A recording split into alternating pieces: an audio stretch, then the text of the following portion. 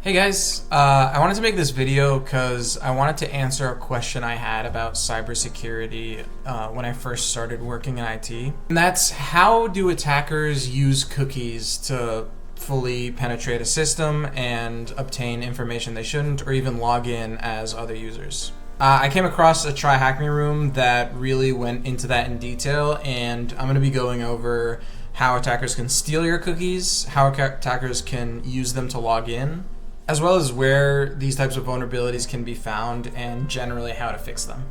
So I'm going to try to keep this as simple as I can, just so if you are just starting out in IT or have no cybersecurity experience, you can generally still understand how this works. So we're going to be using a client-side attack called cross-site scripting.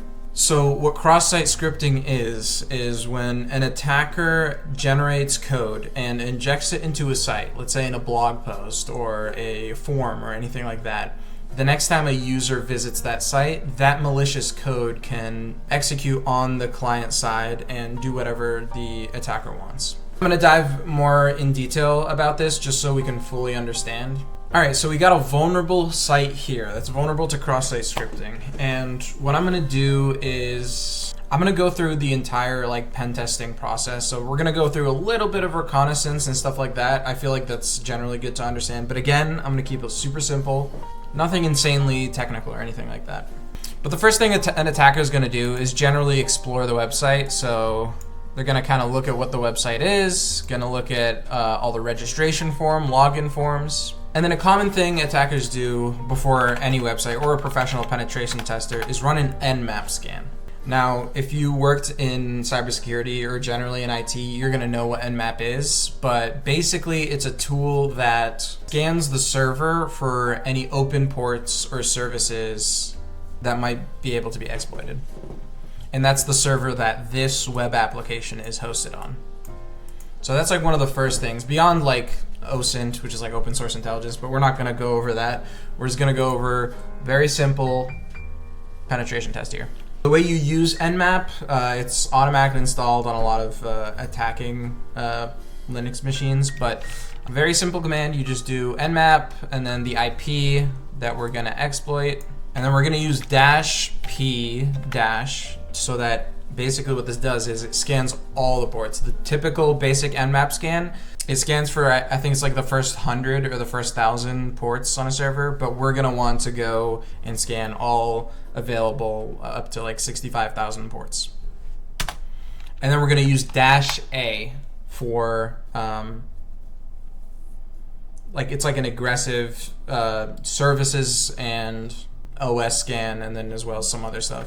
This is going to be the full scan. Since I know that, I already know how to exploit the site, there's a bunch of information this is going to tell us that's immediately useful. But meanwhile, another thing, again, we're just going through this just to it's a good thing to keep in the back of your mind just to know how attackers think and what they do initially. So as we can see, we have port 22 open, and that's for SSH. Port 80 is HTTP. That usually means there's a website. Obviously, we already know that.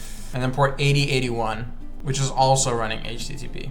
So that's typically what attackers are going to do. They're going to run an Nmap scan, and another thing they usually do is run a directory scan.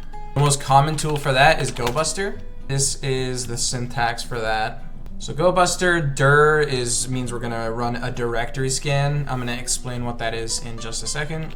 So what this command does is it's going to run a directory scan, which basically all of these, anything when you run, when you are accessing a website and you want to go to the register page, which we found just by exploring a little bit on the page, we were able to access the actual part of this site by going to public, HTML, and register. So what this does is it goes through a huge word list, and this is what this is for. So when I specify -w, I'm specifying the word list it has to go through. And this is basically a very large file that has a bunch of the most common directory names public, HTML, login, whatever.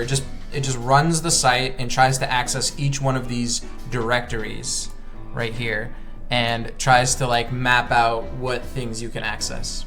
dash X just means we're looking for also like extensions. So this is like register dash or .php. It's gonna look for that as well within the word list.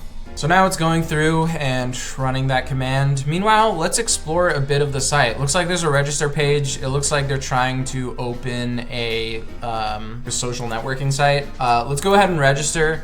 Let's do tests, password test, email test. Let's go ahead and register a name. See what happens. Registration successful, please log in. Okay. And then it takes us to the login page. That's actually perfect. This is exactly what I was looking for. This is why I was running this command earlier. But now that we found that, that's perfect. So let's go ahead and try to log in using test and tests. There you go. User not verified. So basically that tells us that there's some verification process that goes through when you're trying to log in, when you're entering in your information. It says also here, it needs to be reviewed by a site moderator. And that's how we're gonna exploit cross-site scripting. When you're trying to look for a cross-site scripting vulnerability, you need to keep in mind, how is my code, like my malicious code, how is it going to reach somebody else so that I can execute malicious behavior? So what we're gonna do now, we can send information here, and this we know is gonna reach the site moderators that are gonna review my application and be able to either accept or deny. Now what I'm gonna do is I'm gonna try to send them a malicious piece of code within that request so that I can obtain their cookies. And this is where the cookies thing comes into play. And we can verify that cookies are in use just by going here. Okay, let me slow down. Let me keep it simple. I'm inspecting the page, and then I'm going to the storage tab. So this is where all your cookies are going to be stored. And looks like we have a PHP session ID here, and this is the value. So this is the cookie that's assigned to you specifically, so that when you do log in, you don't have to log in multiple times, right? You just have this one cookie assigned to your browser, and as long as that cookie is assigned to your browser, you can log in without entering your password over and over again. Now, here is the code that we're gonna send to the moderators, and I'm gonna go through exactly what this is, but first, before I do that, I'm gonna set up an HTTP server on my computer. So my goal with this attack is to get the cookies of the moderator. The moderator has specific cookies assigned to them so that they can log in without a password over and over again. And I'm gonna take their cookie and use that cookie to log in and completely bypass having to use their password to log in. And basically the way we run that is we use Python to make an HTTP server, and it's immediately going to assign it to our local host. And again, I don't want to get into things too deeply, but this whole environment is in a local network. So, normally you would set a host like with a public IP and stuff like that to exfiltrate the data, but you don't have to worry about that. Basically, we just set up a port on 8000 that we can use to send information to once we obtain it. And this is where the code comes in. So this is JavaScript, which is running on the website, and basically what I'm doing is I am loading an image. This is the first part. I'm loading a fake image, and when JavaScript tries to load a fake image, it's gonna send an error here, and that's this part of the code. It's going to fetch this from this website. This is my website. So this is my local IP. This is my machine IP, my attacker IP. And this is the port we're running our HTTP server on. And what this does is it adds the cookie running within the browser. So it extracts the cookie that is running currently. So as soon as this code pops up on your screen, what it automatically does is it sends a fetch request with this cookie here to my web server. And although it's a fetch request, it's not really fetching. We just need the title. So it's basically going to send us a notification saying, hey, this person, it's going to specify like the IP, and it's going to say this person requested cookie one, and then it specifies the cookie name, and then that's how we can get the actual cookie itself. Now we're gonna copy this. We're gonna keep our HTTP server on the side, and again we're gonna send it, right? So we can just do test for the username. Password doesn't matter. For the email, we're gonna post this, and I guess we can do this as well just to make sure that we're getting the right thing. So let's go ahead and hit register. Oh, okay, I was trying this before, so it gave me an error, but we can just do cheesecake. Yes. All right, let's go ahead and hit register. Registration successful. So what's happening now is it's sent that request. So now from a moderator perspective, they are looking at their page and they're verifying, you know, who made a request to log in to create an account. And as soon as they open that page, they're gonna see that code. That code is gonna run. And then boom, you see that? It made a GET request, and this is the token right here. Okay, perfect. So this is the cookie. We've stolen the cookie. Now go to our browser here and replace this cookie with the new one that is used by the moderator. And then we can refresh. We can just go to the main page, and then boom, we're logged into the moderator. So now we can do whatever we want. We can try to escalate privileges, blah, blah, blah. It says we're welcome moderator. We're logged in as the moderator to the site, and yeah, that's basically how it works. And obviously you can take this further by trying to find, and that's generally how this room finishes off, is you try to log into the admin, but it's basically the same technique, just over chat.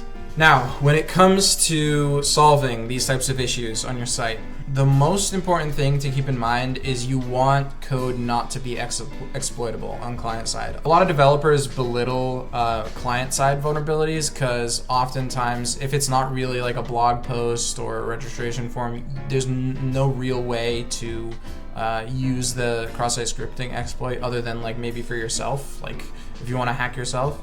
But if you have a complex, like large site, there's definitely going to be ways to send that code over the site and execute code on another person's machine.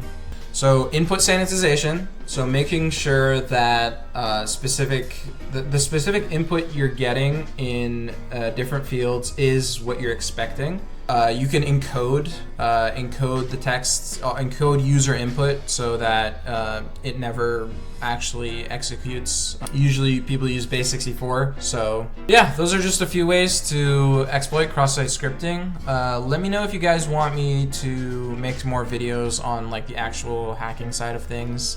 I think one of the biggest issues in cybersecurity right now is trying to keep things simple. I want to kind of practice explaining things like on an executive summary level where you're just explaining how something's done, what tools are used, and what the purpose of it and what the dangers of it could be. Make sure to like and subscribe, and yeah, I'll see you guys later. Peace.